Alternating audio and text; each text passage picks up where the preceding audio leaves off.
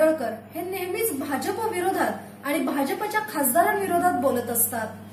तर नुकत्याच झालेल्या सांगलीतील पत्रकार परिषदेत भाजप प्रदेशाध्यक्ष दानवे म्हणाले की पडळकर हे भाजपमधलेच आहेत। तर मग पडळकर हे जे भाजप विरोधात किंवा भाजपच्या खासदारांविरोधात जे बोलतात त्याला भाजपचाच पाठिंबा आहे का, असा प्रश्न समस्त कार्यकर्त्यांमधून व्यक्त होतोय। पाहुयात हा स्पेशल रिपोर्ट। आगामी लोकसभा आणि विधानसभा जसजशा जवळ येतील तसतसे सर्वच राजकीय पक्षातील इच्छुकांची धाकधूक वाढली आहे।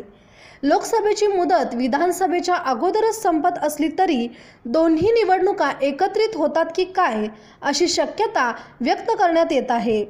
याबाबतचे चित्र अद्याप स्पष्ट झालेले नसले तरी लोकसभा निवडणुकीच्या दृष्टीने सांगली लोकसभा मतदारसंघात जोरदार हालचाली सुरू झाल्या आहेत।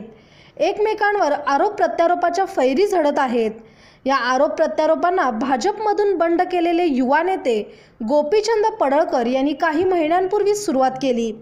काही महिन्यांपूर्वी सांगली येथे येऊन गोपीचंद पडळकर यांनी थेट खासदार संजय पाटील यांच्यावर शाब्दिक हल्ला चढवला।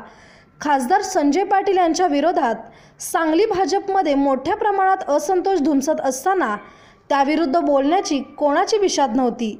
अशा परिस्थितीत सर्वसामान्य परिस्थितीतून पुढे आलेले गोपीचंद पडळकर यांनी खासदार संजय पाटील यांच्यावर अनेक आरोप केले। खासदार पाटील यांच्यामुळेच आमदार सुरेश खाडे व आमदार शिवाजीराव नाईक यांना मंत्रिपद मिळाले नसल्याचे सांगत गोपीचंद पडळकर यांनी भाजपमधील नाराज नेत्यांची सहानुभूती मिळवण्याचा प्रयत्न केला। गोपीचंद पडळकर यांच्या टीकेनंतर त्यांचा बोलवता धनी कोण असा प्रश्न निर्माण झाला होता।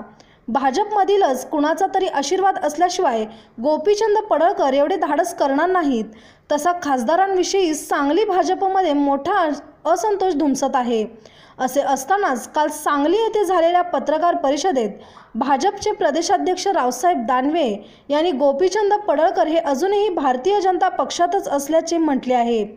म्हणजेच पक्षात राहूनच पक्षावर आणि पक्षाच्या खासदारांवर टीका केली तर भाजपला ते मान्य आहे का आणि भाजपने तशी संस्कृती रूढ केली आहे का, असा प्रश्न भाजप कार्यकर्त्यांसमोर निर्माण झाला आहे। गोपीचंद पडळकर अजून भाजपात आहेत म्हणजे त्यांचा एवढा दंगा बघून भारतीय जनता पक्ष उद्या ऐनवेळी लोकसभेची उमेदवारीही पडळकरांना बहाल करेल असे तर नाही ना, अशी शंका राजकीय जाणकार उपस्थित करत आहेत। राजकारणात उद्या काय होईल हे जरी सांगता येत नसले तरी दानवे यांचे वक्तव्य बघता भाजपला गोपीचंद पडळकर यांची भूमिका मान्य आहे असेच म्हणतात।